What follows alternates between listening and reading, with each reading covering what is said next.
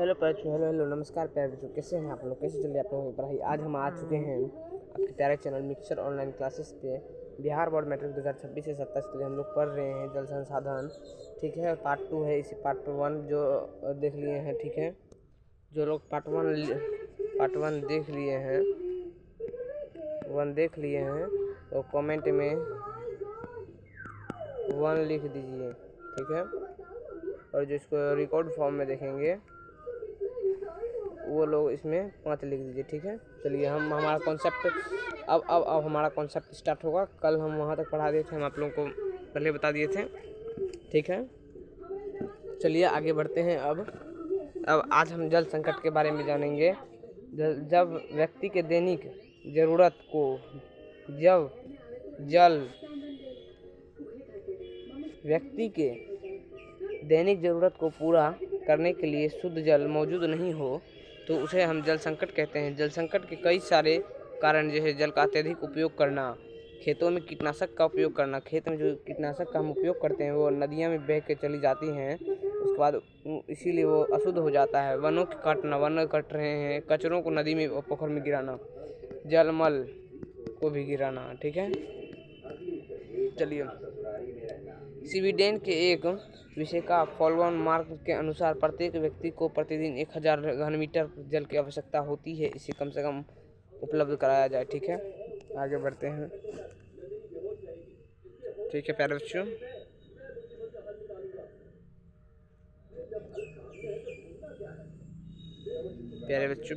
प्यारे बच्चों चलिए आते हैं। अब हमारा ये हो गया।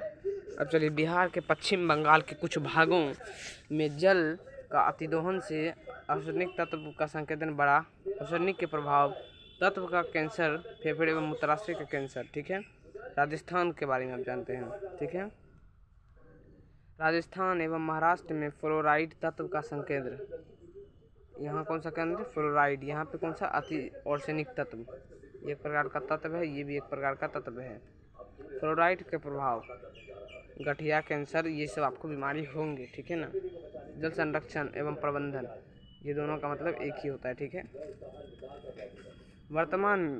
वर्तमान समय में भारत में रहने वाले लोगों के लिए जल संकट दिन प्रतिदिन बढ़ रहा है, क्योंकि पृथ्वी पर उपलब्ध जल सीमित मात्रा में मौजूद है और इसका उपयोग मानव द्वारा असीमित रूप से हो रही है। जल संरक्षण की और हम लोग ध्यान को देनी चाहिए ताकि हम लोग आने वाले समय में जल की पूर्ति पर्याप्त मात्रा में होती है। इस जल संरक्षण मुख्य उद्देश्य है जल को बचाना, ठीक है। चलिए अगला नंबर है हमारा। अब यहाँ से क्वेश्चन उठेगा, जल संरक्षण के निश्चित उपाय। भूमिगत जल की पुनः पूर्ति, इसके लिए वर्षा का जल संचय करना होगा।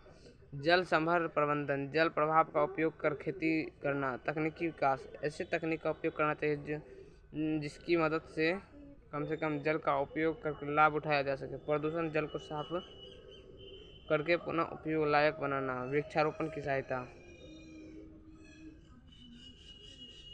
भूमिगत जल 22% भाग का संचय वर्षा जल का भूमि प्रवेश करने से होता है। मलयालम स्थिति, चेरापूंजी और माथेरान विश्व में सर्वाधिक वर्षा होती है। सर्वाधिक वर्षा कहाँ होती है?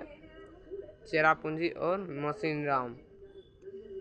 पहाड़ी क्षेत्रों में गुल अथवा फूल जैसी वाहिकाएं नदी की धारा का रास्ता बदलकर खेतों में सिंचाई के लिए बनाई गई है, ठीक है।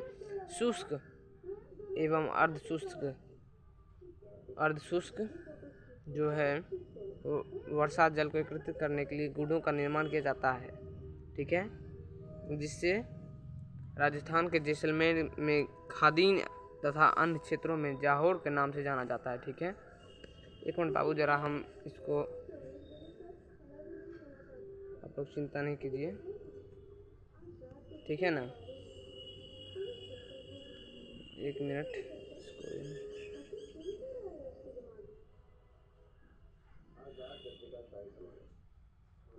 एक मिनट बाबू, एक मिनट।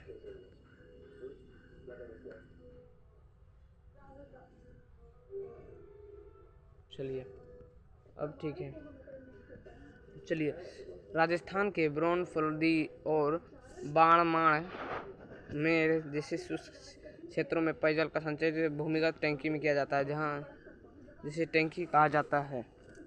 इस कार्य में राजस्थान में की NGO, नॉन गवर्नमेंट और ऑर्गेनाइजेशन तरु भारत संघ पिछले कई वर्षों में एक मिनट